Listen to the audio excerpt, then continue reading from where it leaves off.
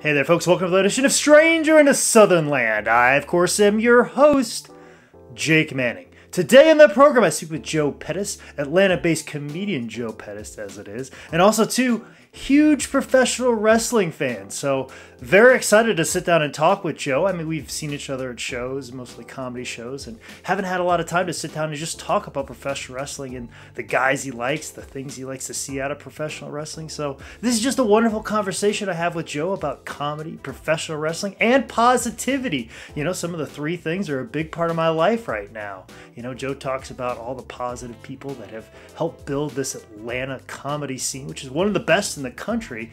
You know, a lot of people are saying that if you want to start comedy, that's the place to go to do it. There's a scene. There's all kinds of open mics on Tuesday nights and Wednesday nights, and guys are getting a lot of stage time. So that's why I've been taking a lot of trips down there, because I want to get better. I want to get as good as these guys that are doing it in Atlanta, and Joe's one of those guys that's promoting shows, getting out there, making the scene a thing, and as successful as it is today. So I feel very fortunate that he took time out of his busy schedule. This was filmed right before one of his shows, and actually we were going to do it earlier, but he's like, I really don't want to do anything before show day. But then he got this show, but he still wanted to honor the appointment that we made to sit down and talk. So I can't thank him enough for sitting down and talking with me. I really enjoy this conversation. So yeah, for all of you that have followed me in my wrestling career and followed me on this podcast, well, here's Joe. Welcome into the cool kids table. He's a cool guy. You should follow him. You should find out the shows that he's running, and you should go see him perform comedy if he's anywhere near you, because he's following professional wrestling shows. He follows NXT around WrestleMania, and he does comedy bookings along the way. So Joe will probably end up being in a town near you. So here's the introduction of Joe and who he is and the positive person that he is and how much he loves professional wrestling and how much he loves comedy. So hopefully you fans of me will get to know Joe and get to follow him in his journey and his career. So check him out. Like I said, he's touring all over the place because he's just a fan of professional wrestling, and he's working very hard at this comedy thing. So anyways, thinking of people that are working very hard, it's the people at Shining Wizards Podcast Network. I can't thank them enough for supporting this podcast, supporting the Cool Kids Table, and making it a little bit larger and getting more ears and eyes on this podcast as it is. And also, too, big thank you to my producer Don and all the work that he does and all the other podcasts that he produces at dsct.tv. Also, too, guys, I want to feed you some dates right now. I've got some stuff kind of nailed down here for July. There's a couple more left in June. So just want to feed them right to you real quick, and we'll get right into this conversation with Joe. So just hang on. We're going to jump right into these dates right now.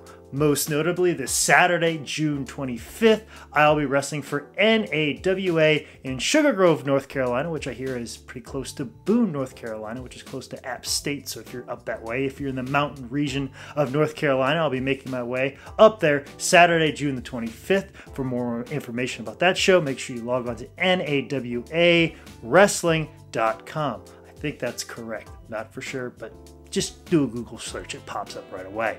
Anyways, Friday and Saturday, July 1st and 2nd, I will be emceeing at Bonkers here in Charlotte at the Hilton Executive Park Hotel. Make sure you log on to bonkerscomedyproductions.com for more information about those shows. Then, Friday, July the 8th, I'll be wrestling for Fight in Maryland. I don't have a whole lot of information about that show, but I've been tweeting about it pretty regularly. They're very active on Twitter, so make sure you follow me at ManScoutManning for more information about that show. And I'll probably be posting the website on that very soon, especially on this podcast, and more information to come down the line. But anyways, on Saturday, July the 9th, I definitely know the website for this show because it's Northeast Wrestling comes to Niles, Ohio. It's one of the ballpark shows that they do, and that I can't thank Northeast Wrestling for booking me, no matter if they're in the Northeast, the Southeast, or in the Midwest, because that's where they're going, is in Niles, Ohio on Saturday, July the 9th. And for more information about that show, make sure you log on to northeastwrestling.com.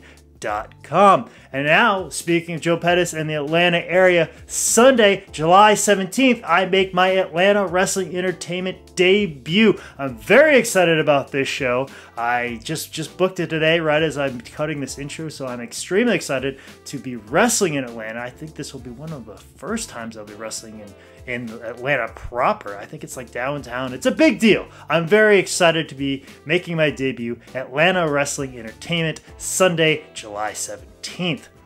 Now, as I said before in this intro, some of these dates and stuff like that and information, I've been tweeting about them, I've been Facebooking about them, I've been Instagramming about them. So to know more about these shows and other shows that are going on, or any shows that I end up doing, maybe with Joe Pettis in the future in Atlanta. So if you want to see me and Joe, you dig this podcast, so, make sure you follow me on social media so you can know about that opportunity to do so. And it is very easy to do because I'm very active on Twitter, at ManScoutManning. I'm also available on Instagram, at ManScoutManning. If you have a question about the podcast, make sure you email me at jake@sslshow.com. You can also use that email if you want to become a sponsor of this podcast. That's a good email to use. But if you want to book me for an independent wrestling show, make sure you email me at manscoutmanning@yahoo.com. Anyways, without further ado, let's get into this wonderful conversation where me and Joe Pettis talk about professional wrestling, comedy, and positivity here on Stranger in a Southern Land.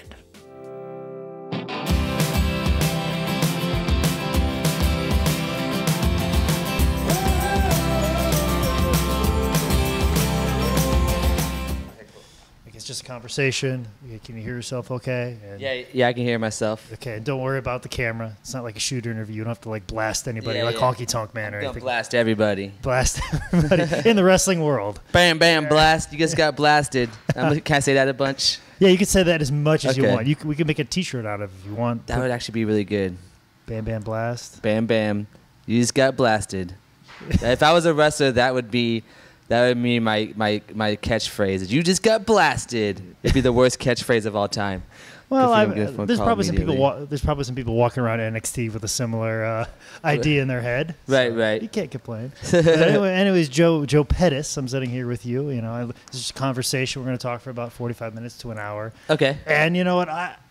It's funny is you're one of those people that when people say, "Oh, Joe Pettis," the next thing they follow up with you're really gonna like this guy. Okay. You're one of those guys. How many people have you met that know me?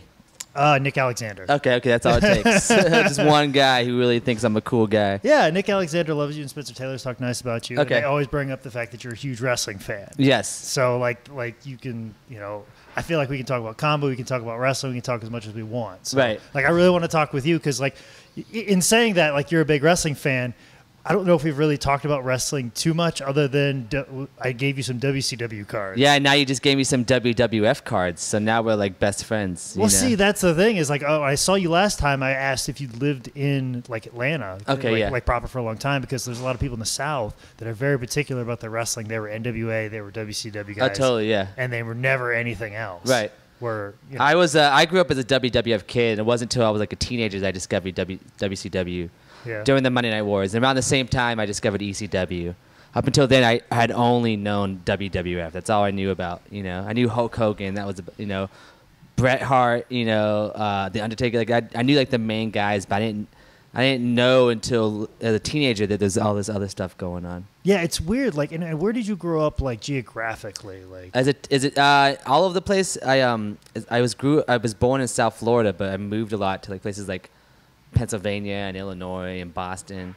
Okay. And so I didn't really. So we were constantly moving, so I didn't really. It was hard to really get a beat on a local scene. Exactly. Because for me, it was very easy to miss out on independent wrestling because I lived in Iowa. Exactly. It wasn't happening whatsoever, and I had no access to it whatsoever. Right. Pre-internet, nobody even knew it existed. Right. So it's funny, especially now that I talk to people that have grown up that are same age in the North Carolina. It's oh yeah, there was indie shows going on all the time out here. Yeah. And I had no idea independent wrestling existed. Right. Until 2000 something. So Yeah. I mean, I didn't, even when I knew it existed, I didn't really pay attention to it until really 2 or 3 years ago. Yeah. When I started watching Ring of Honor. And the only reason is because I knew a lot of the current WWE guys had come from Ring of Honor, so I was I'll check this out. Mm-hmm. And then it just blew my mind, and it led to all the other stuff. It led to me to New Japan, and and then just watching pretty much whatever I can watch, whenever I have free time. Well, I feel like it's people like you are a prime example why what I do has gotten so much better. Right. Independent wrestling in 2009 and 2007 was very bad. Oh yeah. It was the worst time ever to get involved in it. Whatsoever. Same thing with comedy, I think. I started around that same time, and there wasn't really much going on. It kind of, I think there was a comedy and wrestling boom around the same exact time. And it's weird how the two seem to be correlate to each other. You know? Well, how do you think? What like I said, for you in the wrestling boom, I feel like it was people that like WWE wasn't acknowledging the existence of anybody else whatsoever. Exactly, yeah. But then when they acknowledged that Punk was in Ring of Honor and other people in Ring of Honor, and then people with the access of the internet was going and finding these other things, and much like you said, led you down a rabbit hole of other wrestling. Yeah. What do you think was the thing in comedy that kind of exploded? I think same thing. It was kind of like the indie scene. It was the guys who were up and coming who no one really had heard of, who were doing stuff that was new. You know, dudes like Roy Scovel and James Adomian, who were trying different things than just typical airplane jokes and stuff like that. And because of that, I think they inspired more people to be more creative and try different things and go. And it's also the whole we have kind of an indie scene where like most of my shows are not club based. I'm doing indie bars, you know. Yeah, we're in a game bar right now. Yeah, we're in a barcade right now, getting ready to do a show after this. You know, like literally, this looks like this would be a storage area, like anywhere else, but like they've converted into like a small event space. Exactly. Yeah. Basically, I think this was a storage area, and they were like what they did is like they claim it's the smallest dance space and dance floor in Atlanta. So on the weekends, this is like a dance club here in the back of here, and then we were lucky enough to just be able to do a comedy show in here. Yeah, and like you said, you really, so when you got into comedy, it was like the worst ever. There weren't like these shows and the good shows that you put on now all over the place in Atlanta. Like, how did that happen for you? Like, because I really feel like it's accessibility is really what it is. Because like, I think kids today, they don't get the idea of like, I have a dream, but how can I achieve it? You know, like those are the two steps. So they don't realize that like, okay, I have a dream, but how do I achieve it? How did you start your path? I had graduated college and didn't get into any grad schools. So I was basically had no path. I was like, what am I going to do? What was your degree in? English. Okay, yeah. So yeah, but then but I was always a huge fan of stand-up comedy. And even at that time, I was discovering, people who weren't necessarily mainstream, like Maria Bamford or Patton Oswalt and Todd Barry. And those three and multiple more other comics all had English degrees. And I was like, well, if they do this with an English degree, maybe I can do this with an English degree or just whatever. So I just hit up an open mic one night and just decided, and from the moment I hit the stage the first time, I fell in love with it, I imagine it's like doing your first match, like if I was already in love with stand-up comedy, but I never thought I would be the person doing it. Were there moments in your life that you're like, that kind of led you down the path? Because when I was a young kid and I was on the football team, when they introduced me, I did the Chris Jericho, turned my back. Homecoming, I shaved my head like Stone Cold Steve Austin. Okay. When I was 20, before I got into wrestling, I was like showing up at parties and like cracking up a beer and acting like Stone Cold Steve Austin. Like there were little nuggets in my life that I was like, yeah, I was kind of destined to always be in professional wrestling. Mm-hmm. Did you have those type of similar little nuggets in your life for comedy for you? I think I always enjoyed being the center of attention, and I always found that humor was the best way to do that for me. I wasn't going to succeed by being the smartest guy in the room, but if I could be the funniest, I could be the center of attention. So I think so I think all throughout my life, I just, wanted attention from other people, and I found ways to do it by being funny. And then what's weird is I have a couple cousins who are way funnier than I am, and they were the ones who we all thought were going to become like stand-up comics when they grew up. But instead they had kids. Yeah. So they became moms, so then I filled the role that we thought they were going to fill. Mm-hmm. Did they go up to you at family reunions like, so what's it like? Yeah, totally. Yeah. What's weird is whether it's a family reunion or you're seeing friends you haven't seen in a long time, what I've noticed is like they'll always ask like, hey, how's comedy? What's this like? But I never ask them how their jobs are. They never bring up their jobs. It's a weird that if it's a dream for some reason, people who haven't chased their dreams, who just fell into whatever came across them, they're way more interested in your life. I'm sure, I don't know, I'm sure people ask you, what's wrestling like, or what's that? Well, that's the thing is like, we could sit here and talk about wrestling, and I'm just like, it's like probably in the same way that probably comedy is for you. So it's just like, you're probably like, oh, what's this about? But for me, it's like, because I have a unique case. I work for an online wrestling merchandise company, so it's like I spend 10 hours at the office, and then I'm traveling on the weekends. So it's like literally, I live it and breathe it and exist in my life, whether I like it or not. And it's how I make my income. It's like punching a clock at this moment in time. But you got to find ways to make it fun. Okay. You know what I'm saying? And that's the key. You know? Yeah. Because and then you always got to remind yourself like, why am I doing this? Right. That's the great thing about comedy is ideally every night should be fun. If the show's going right, it should be fun for everyone. So that's the best part. Is my job literally is just having fun. You know, like the more fun I have on stage, the better the show is. The more fun they're having in the crowd. Mm-hmm. So I love that aspect that like I just get to basically do whatever I want. Yeah, and that's the thing that I found too is I've started to do it more. Like I remember I was asking some people like I go how do I do this? Like, what am I trying to do here? Like, because like in wrestling, it's like obviously you get on the bigger shows and the better shows, and then you get to Ring of Honor. Like, there was a clear path. But like when I started doing comedy, I'm like, I don't know what to do. But when I asked other people about it, they're like, well, you just get on shows, you make friends with people, and you do the best you can. I'm like, that's it? You just make friends? Yeah. Like, is that all it is? So it's like complete opposite of what I did with my whole wrestling career, where I alienated everybody. Exactly. Yeah. I've hung out with Scott Hall before, and he's like, he hypes the, it's about business, not about friends. Oh yeah. But it's like in comedy, making friends is the business. Yeah. Like the best way to succeed is being friends with the right people, because they're gonna lead you down the path that you need to go down. Or at least send you in that, help you get in that direction. If you alienate yourself in this business, you're not going to go anywhere. Yeah, and that's such a weird thing, because I feel like in a sense, like as a stand-up, you're by yourself, your own act, your own brand, your own whatever entity.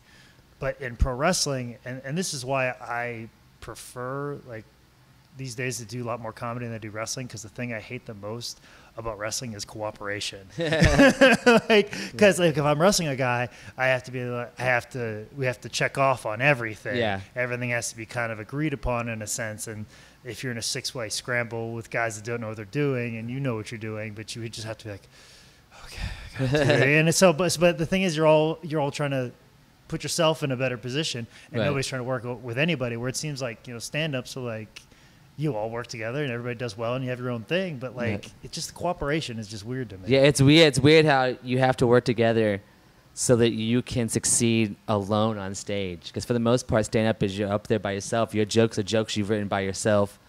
It's that all that aspect is all about yourself. But to get there, you need a support base. Yeah, which is almost the opposite in pro wrestling, because there's two of you out there, and you're both supposed to look good at the end, but sometimes one guy looks better than the other because one guy's selfish, right? And it just completely messes everything up. And it's fascinating to me that how different and how similar it is, and how like one art form takes a road this way and the other one takes the other way.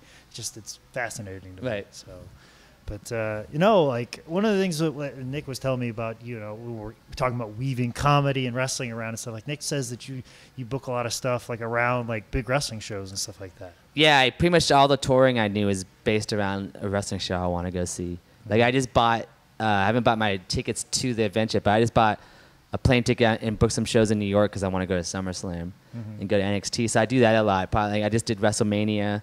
Back in April, I did a whole tour through Louisiana and Texas just to get to Dallas. So yeah, it's like it's awesome because I get to combine my two passions, and then my one passion that's also my job gets to fuel the other passion, because I would love to have done this stuff before, but I couldn't necessarily afford to just go somewhere to watch watch a wrestling show. But if I can book a tour leading up to that, it pays for itself. It's awesome. Yeah, I mean, it's a dream. Like I just did the reverse of that this weekend, where I wrestled for Sam McCallum. He had a show in Des Moines, Iowa, and basically I just did open mics all the way there. Oh, awesome! So like it worked out perfect for me because like most open mics are like Monday through Thursday. I have the shows on Friday, and then I pick up another wrestling show on the way back. So I just got to perform 5 days out of this week. Oh, that's rad, yeah. You know what I'm saying? Like it's great. So I need to figure out a way to now get involved in wrestling, so it's instead of going just to like that's the only problem I have with live events is I want to be involved somehow. Yeah. Any live event now I can't stand because I'm so used to performing live that I just get that itch to be involved. I want the people either booing or cheering for me. Absolutely. Well, what's the best live show you've seen so far? Well, the first ever live show I saw was January of last year. After like 32 years of pretty much being a wrestling fan on and off, like never been to a live show, but I saw Ring of Honor here in Atlanta. Okay. And that was like amazing, because they're trying to put on the best damn show they possibly can. So that was the first one. The best overall though was I was at the NXT Takeover in Orlando, where it was the Iron Woman match between Bayley and Sasha, and I was like second row. Like I was right there in the action. So that was any NXT show I've been to has been phenomenal, especially at the ones in Full Sail. I've been to a couple other ones on the road, which have been fun, like kind of house showish. But any of the shows at Full Sail, especially like the live ones, are amazing because it's like you're as close as you possibly can be, and it's like live action the whole time. You know. Who are your guys? Who are the people you? What T-shirts do you have? I have a John Cena T-shirt. I have all the shirts that like I found on sale. Like I have a Wyatt family I found like Hot Topic for like $5. You know? Of course. I have a Daniel Bryan shirt. But the shirt I wear the most is my Bullet Club shirt. Yeah. And I bought it when AJ was still of New Japan. I bought it at a Ring of Honor show in San Antonio. And I bought it because I wanted AJ Styles to too-sweet me as he was coming down the ramp. And he totally didn't, you know? But it was still worth it. It's my best. It's the only wrestling shirt I've ever bought that, like, fits well. Mm-hmm. And if I wear it, at least one dude will give me a too-sweet. Just some random, almost every, like, I was like at a casino. I was at Harris Casino in New Orleans. Went to the bar to get myself a drink. And the dude just too-sweeted me before I could even order. He's like, just put it up, you know? He's like, too sweet. So I love the camaraderie. Because if you wear like a Cena shirt, people are going to boo you for the most part, or you're going to run into the people you don't want to meet. Well, it's almost like the Bullet Club shirt is like a badge of honor. Like, I'm a wrestling fan that knows what's up. Exactly, yeah. Yeah, no, and it's like a cool wrestling fan somehow. You know, it's like it's a modern day NWO show, basically. Oh, absolutely. You know? And the thing is, the saturation of it impresses me. I was wrestling on a big time wrestling show, which is basically a show where you have a lot of people like Rock and Roll Express in the main event, Ric Flair signing autographs at the beginning of the show, Ricky Steamboat might special guest referee a match. It's one of those type of shows, not anything where you're going to see, you know, a Jay Lethal or, you know, AJ Styles or anybody of that nature. Young Bucks do like anything. It's very old school, mostly about autographs. And I brought along some Bullet Club shirts because we, you know, sell them from Pro Wrestling Tees, and like I sold out of them in middle of nowhere, West Virginia. Like it's like of all places, how do you people even know? Right. Like you people don't have cell phone reception, like in some parts of your state. Like I don't understand how you know about it, but it really seems like it's the cool wrestling thing. Oh, totally. Yeah, I love wearing it. You know, like the only thing I don't like about wearing it is people who don't know about wrestling just assume I'm a gun fanatic. You know, 'cause I get the one that's like, it's huge too. It's like bullet and it's like 2 AKs, and especially now, you know, and it has like bullets all up and down. So like I'll get the people who are wrestling fans to acknowledge me, and then I'll get gun fanatics who acknowledge me. They'll be like, "Oh hell yeah, man, I like your shirt," you know. And it's so funny. I was like, I never thought of it that way, but yeah, that would be the other side of that too. Because like Bullet Club, you're like, yeah, that's the wrestling group in New Japan. Because I'm so immersed in it, it's, you know, the other side of it. You know what I'm saying? Like, right. The best part is I went to I've worn it to multiple, like I wore it to WrestleMania, but I wore it to Night of Champions in Houston last year. And some little kid in a Cena shirt called me out. He was just like, "They're not wrestling here," you know, because none of those guys were there at the time. Don't you wish you could find that kid right now? Exactly. Like they're here right now. Exactly. Yeah. But I love what they're doing with him now. When it's like Kenny and the Young Bucks and Adam Page and all these other dudes. Like I love what they're doing with it now. Like it seems like it's even cooler. You know, it's literally the cool guys in the locker room are the ones who are involved now. Yeah, and it's really awesome to see Adam Page because I knew him because he's from Virginia. Okay. And he used to come down and wrestle in North Carolina all the time, and then sometimes when I go to the Northeast, he'd hop in a car with us. Always a super polite country boy, very nice, worked hard, you know, did the tryouts for Ring of Honor, always did the right thing, right place, right time, did what he needed to do. So it's just amazing that I still don't believe that he's actually doing it. Like I'm like, oh, surely this doesn't. No, they just gave him a T-shirt one time. Like now I see him then do videos with him. It's just kind of like amazing to see that. He's elite now. You know? Exactly. But that's the thing is like when you see somebody like next to you that's kind of gone on and done some things, it's like man, that's real cool. Like have you ever seen that in comedy? Like totally. Like some of my really good friends like Dulce Sloan and Rob Hayes. You know, have been on you know, Comedy Central and Conan and Last Comic Standing, you know, so it's cool. There's a lot of Atlanta comics who are really moving on and doing bigger and better things, and that's really cool to see that our scene has developed that kind of talent, you know. And I think they would have been great no matter where they came from, but our scene enabled them to kind of catapult their talent, I guess, or whatever. So that's great, you know. I've never, you know, I would love to be on TV one day. But so it's cool to see my friends do it. You know, I get to, I guess, live vicariously through them. Yeah, and then they're doing the same things you're doing and stuff like that from this scene. But like, let's talk about this scene. Like, I'm very curious about this. With me only being 3.5 hours away, like that's why I try and come down here as much as possible, because I keep hearing things about Atlanta. Like, this is the place to be. Like, you know, like Charlotte, I could probably get up maybe 5-6 times a week. But like, guys are telling me you can get up like 10. You could do that. You could do that on a Tuesday here, you know. Because really, that's what it is. It's just get like anybody will tell you. It's just a matter of getting up. Yeah, exactly. And so what's cool is here is like within a month you could be as good as someone in a year in a smaller scene, you know, because again you can get up as much as you want. There's endless stage. There's too much stage time almost here now. But what do you mean by too much? Like, what would be the danger of having too much? Not too much. It's just like, well, the danger is it's spreading it out, and it's, you know. The quality of the shows? The quality of the shows. So then if you have someone who goes to one of those shows and they have a bad experience and they just hate stand-up forever. Yeah, that's always a fear, like especially when you're running shows or even wrestling shows. If it's a bad wrestling show, it sours that person forever. Yeah.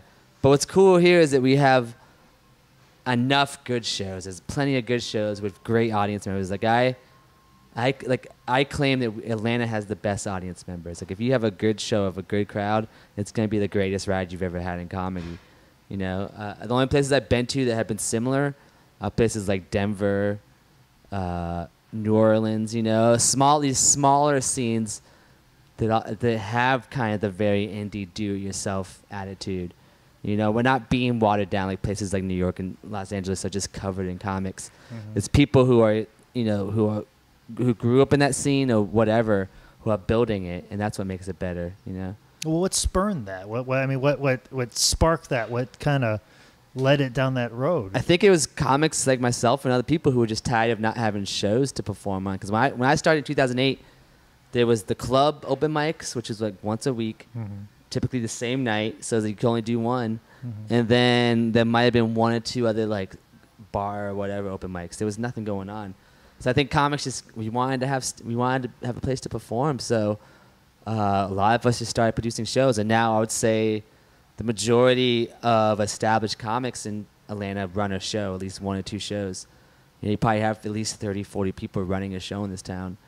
So I think that's really helped spur it. It's what was already happening in New York and Chicago, but on a smaller, newer level, so we actually have people coming to our shows. You know, the scenes in other cities have been around for so long.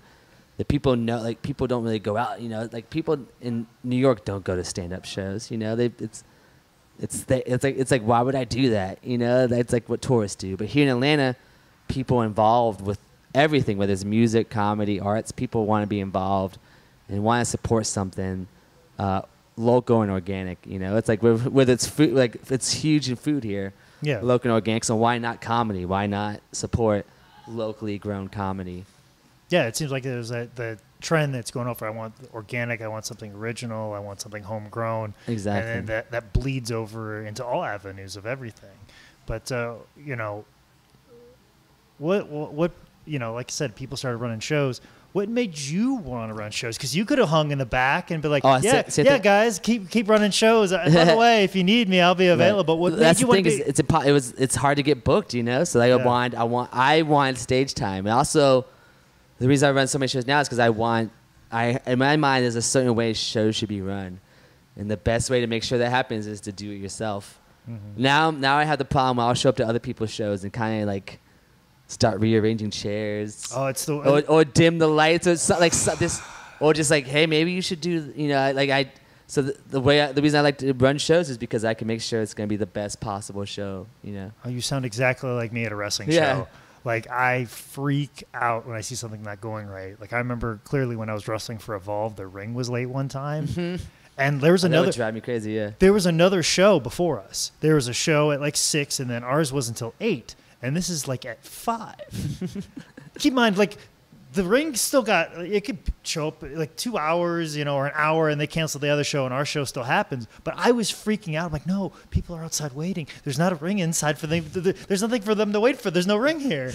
And they're like, Jake, you're not filming this. This is not your promotion. You have to do it. And I was like, I couldn't relax. Right. I had to leave the building and take a walk.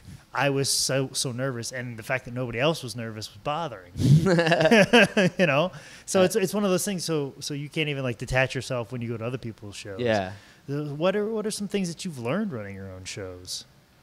So many things, just basically with comedy, you want as many people as you possibly can in the tightest amount of space. You want them as close to each other as possible. Because that's going to build up the energy of the crowd. Like if they're all together. Do you feel it breaks down the walls that people try and put up? Because I feel like that's something that definitely happens in wrestling. Is you want people to feel like it's okay to act like a fool. Oh, totally, yeah. Because when people go to a live event, they don't know quite what to think. And I think the perception is, you don't want to be cheering too loud at a wrestling show. I think also the fear at a comedy show is you don't want to get picked on by the comedian. Mm-hmm. So you put up a wall exactly. immediately. Or you sit in the back of the crowd. Yeah. So that's another thing. I'll when I have shows where this room here, for example, is so tiny, it's pretty easy to fill. But if I have a bigger room, I'll put reserve signs in the back rows or the back tables so that people are forced to sit as closely as possible. I saw you do it at the last show, and I was like, that's ingenious. Yeah. So then as people come in, I'll take those off, and that way people can sit down. But I'll do that. Yeah, I just want people as close to the show as possible. And just other things. There's tiny little details for each show. But the main idea is to have as many people as possible, as close to each other as possible, and that's how you're going to get the best show. When you have that energy of a crowd all together laughing at you, nothing feels better. And then for them, nothing feels better. My biggest gripe is with clubs or restaurants where you have people are eating at a table. First off, when you're at a table, it's like, I don't know if it's this instinct, but we've been trained to communicate with each other. When you're at the table, you engage with the people at the table. It's hard to be engaged with what else is going on. Mm-hmm. So I had to have people just in a chair, no food, maybe a drink is cool, but just in a chair, comfy chair, hopefully, just sitting forward when they can't focus on anything other than the comic, basically. And almost like when they're so crammed in there, they don't want to look to the side because they don't want to get weirded out. And also when somebody's on top of them, you've broke down that layer already. Mm-hmm. They're already their bubble's been invaded. They can't keep their guard up. They're like, well, I'm already touching this guy's arm. Yeah, exactly. Just because I'm so close. Oh well, I might as well focus on what I got in front of me. Exactly. Yeah. So it's very much like a theater. That's how all movie theaters are set up. It's focus on directly what's ahead of you. Mm-hmm. That's why I like to run shows, because I want to just make sure all the little details are the way they should be, basically.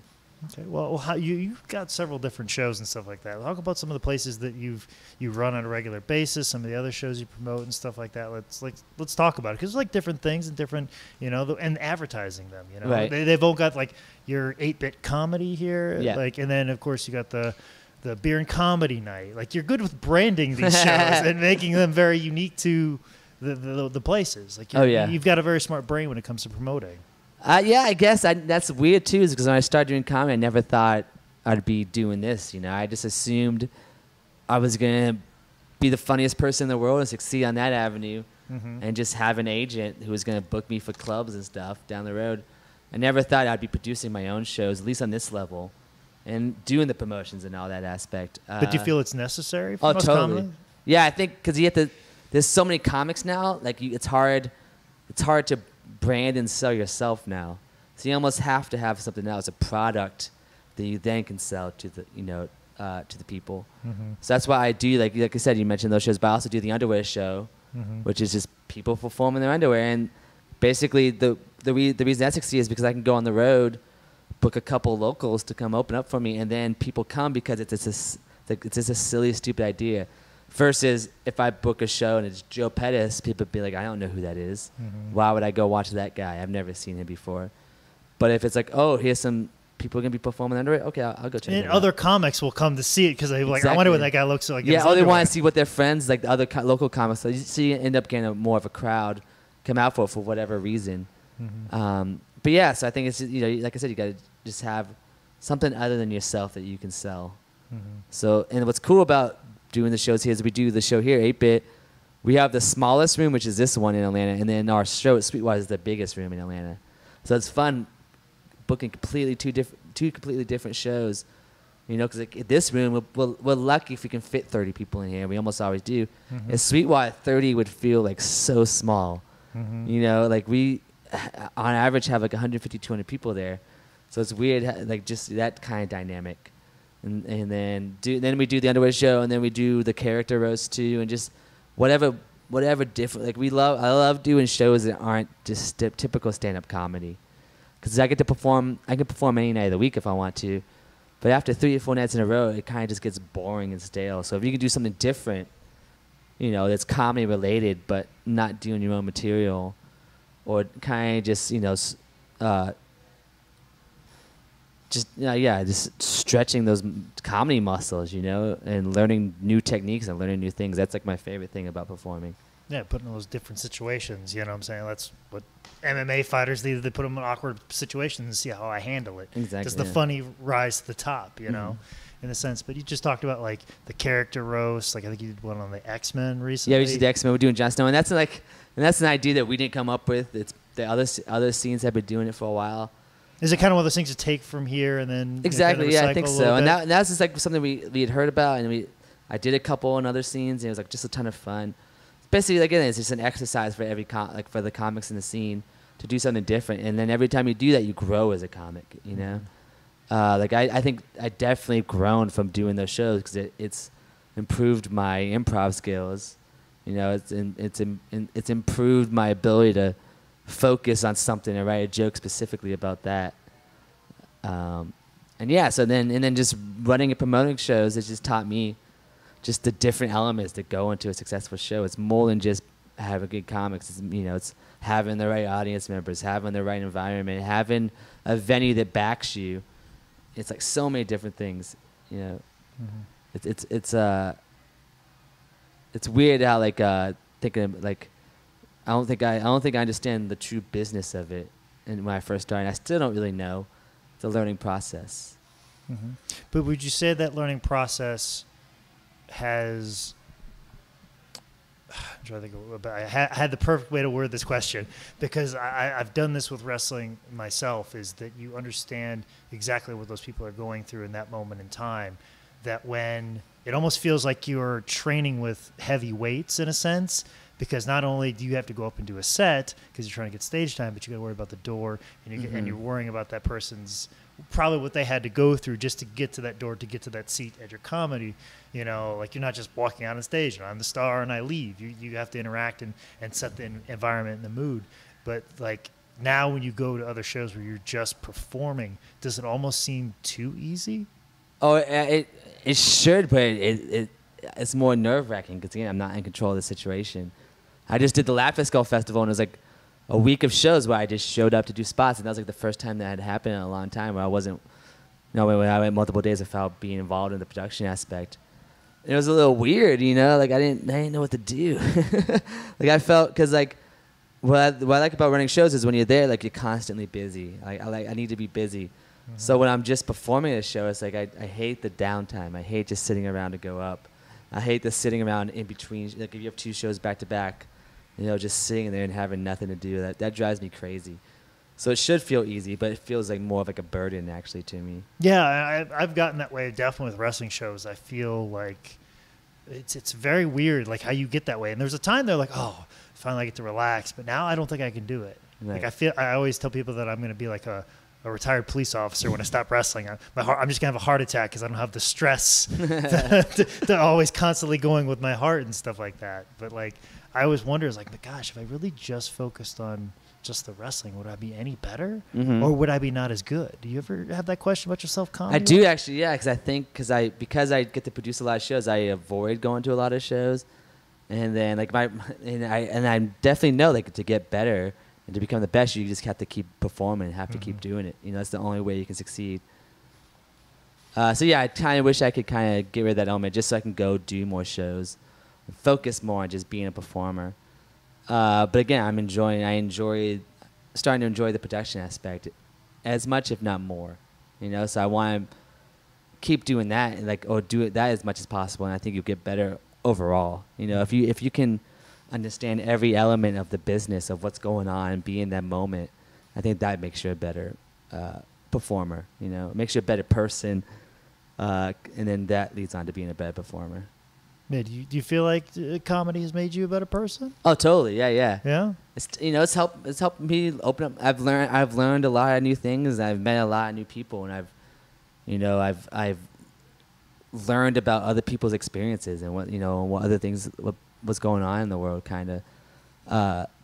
And so I think and just having the connection with other people, other positive people through comedy has made me a more positive person, I believe. Well, you just hit on something like positivity. You feel like that's the power of positivity. Yeah. Are you one of those people? Because I've just tried to get on that train because I feel like a lot of the obstacles I ran into in pro wrestling is I wasn't as positive person as I should have been. Mm-hmm. So now that I have this opportunity to do something else, I'm trying to do it as a positive person. But do you feel like positivity is the key? Because it really feels like a struggle to me. Oh yeah, I think my struggle, depression is more of a struggle for me. Like I sometimes feel the need to be depressed just because I haven't been. But I think it's not like, from what I've learned is the more positive you are, the more positive things happen around you. And then you're not being positive just to make those things happen. It's just you're naturally being more positive. I think a key is surrounding yourself by good people. Mm-hmm. You're only as good as the people you surround yourself with. So if you surround yourself with bad people or negative people, that's going to bring you down.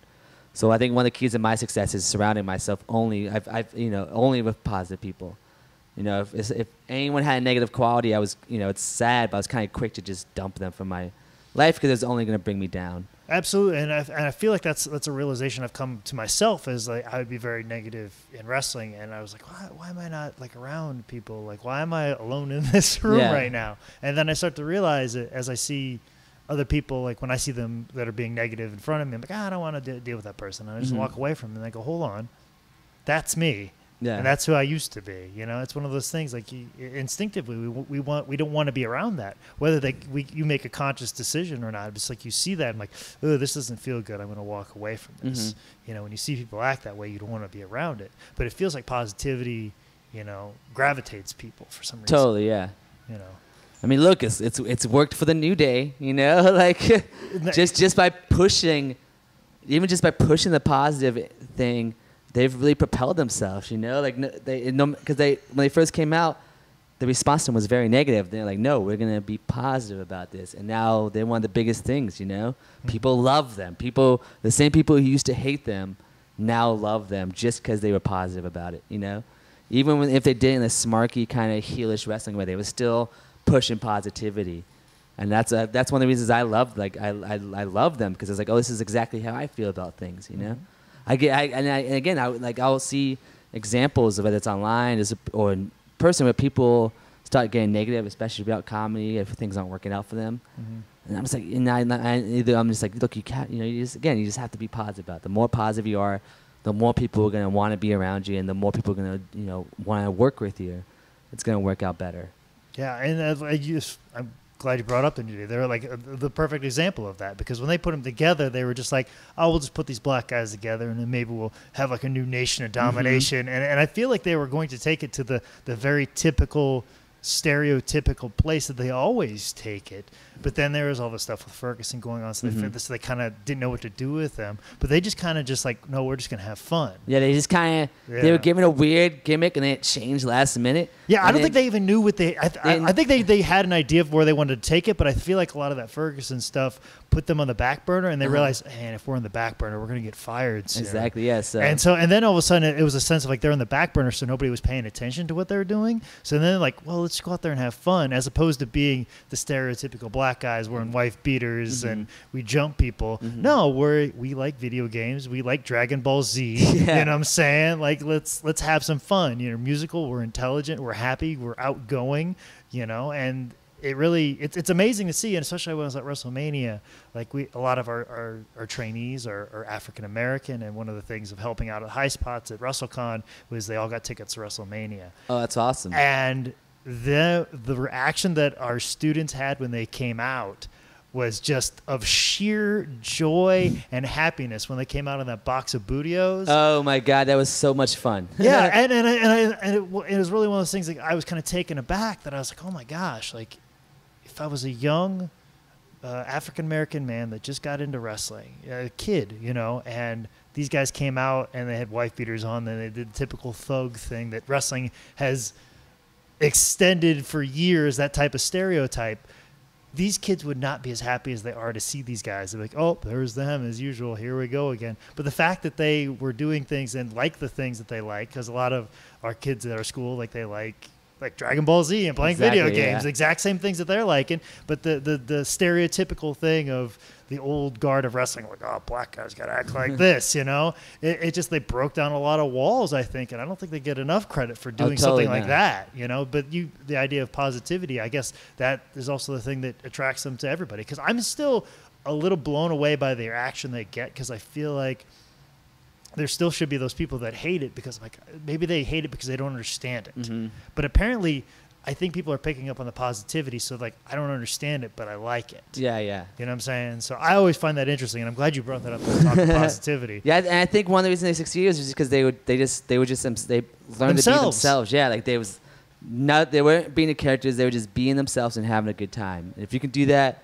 no matter what career path you choose, I think you're going to succeed, and you're going to have a much better time succeeding, Yeah, especially when it looks like you're having fun. Exactly, yeah. I feel like they pick up on that, and I definitely think something I noticed that with stand-up, you have to look like you're having fun, because if it looks like you're just delivering an act, it doesn't go very well at all. No, not at all. If it looks like you just are reciting what you wrote down earlier, it doesn't tend to go as well, no matter how good it is. Exactly, yeah. But, you talk about a lot of unique shows and stuff like that, and you brought up the underwear show and taking through other groups and stuff like that. Is there anything you've seen as you've traveled, hey, here's a little idea for a show and I'd like to maybe do in Atlanta, or anything in particular that's hey, I'd like to try this show, I don't know if it'll work in this area? Yeah.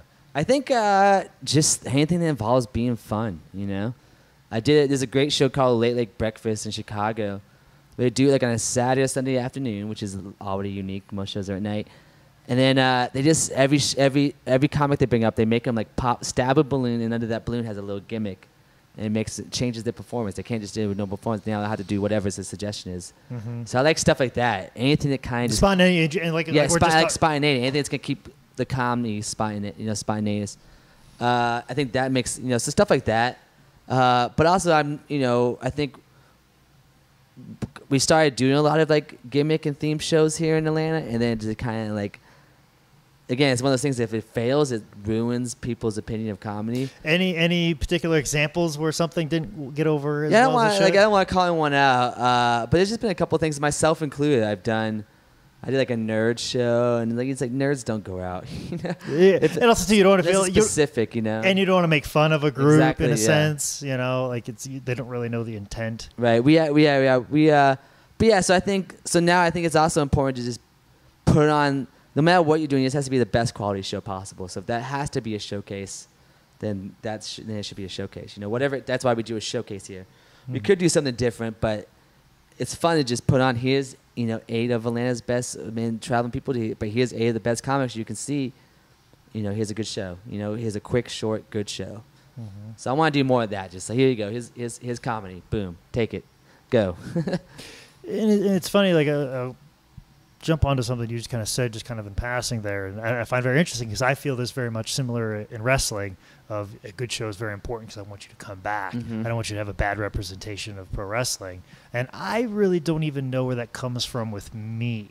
I don't know if it's respect for the craft, but you talk a lot about I don't want people to have a bad experience. Mm-hmm. I want them to, I want everybody to do good so they can come back and do comedy. There's this sense that you have this. There's not a lot of people, even people that run shows, that have that type of feeling that you have such a responsibility to the crowd. Oh, totally. Where does that come from with you? Have you ever thought about that? I don't know. I think it's just from seeing disappointed crowds and just feeling the negative energy of a crowd that's not into the show. So I just always wanted to have the best show possible. So I think it took me a while to just really figure out, I don't know why or how, I just figured out it's about them. It should always be about them. It's the thing about stand-up comedy is we get it all in our heads. It's about us. Yeah, because there's a lot of people that could just disassociate from that. They could just be like, "Oh, it was a bad show," whatever, and they can just throw it away. But it seems like if you're around a bad show or associated with a bad show, you carry it inside of you. You know what I'm saying? At least till the next show, you know, and that could be a while. If it's a day or two, that feels like eternity, you know. So yeah, I guess I had a theater background too. You know, where you perform with other people, so you're not as inclined to put over yourself. And then I think at that time, it was all about the audience. You want to put on the best show possible we can for them. Absolutely. But we're getting pretty close here. Okay. I know you've got... Yeah, I got to get set up. Yeah, you got started set up. So I want to get to the important parts, and then we'll get past this so I can get out of your way, and I've got to get going as well. But basically what I have these conversations for is I get you comfortable enough to ask this question right here, or this series of questions, or series of things and follow-up questions of this topic. Is basically I like sitting down with people of varying degrees of success. And I want to know what your thoughts on success are. Do you feel like it's something that's attainable? Do you feel like it's something you chase? Do you feel like you'll be happy when you get it? Do you have a clear definition of what it is? It's just the idea of success. Is it something you even think of? Is it something you're obsessed by? You know, just when I say the word success, what pops in your head?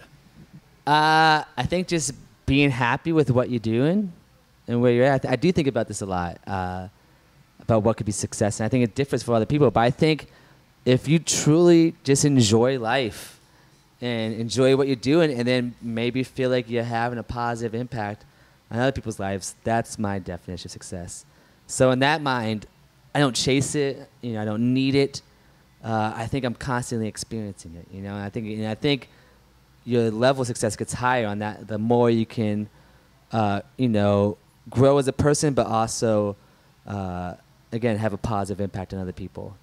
I think the true level of success is the more people I'm impacting, the more successful I am. It's feelings you create with people. Exactly. Is that what it is? It's a personal interaction. Yeah, exactly. I think I want when people come to see me in my show, I want them to feel like they've had that personal interaction. I want them to feel like we're connected now, you know. So it's fun doing that on a level like on a room like this where you have 25 people. But if I could do that in a room for 2,500 people, that would be like amazing, you know. Well, when you say like you get 30 people or 2,500. When you start putting those numbers in there, is there a monetary value that's is beholden with success for you? Nah, it's not, because it's never been. If it was about the money, I wouldn't be doing this. So I wouldn't have been doing it for as long as I have. I wouldn't, like, for the last 3 years, this is all I've done. So it's definitely not about the money, because it's not there. It's just, I think it's having the most impact, having the impact on most people, the most impact on as many people as possible. That's what I want. I just want people to know who I am and think highly of me. That's the whole reason I do anything in life, is I just want people to think highly of me. Yeah. So if I can have more people doing that, then I'm doing well. Okay. Well, anyways, like I said, this is a live microphone that you have. We talked a lot about wrestling. A lot of my fans are about wrestling, so hopefully they tuned in the whole time. And the conversation, we weaved it in and out. So, hopefully people are listening to the sound of your voice right now.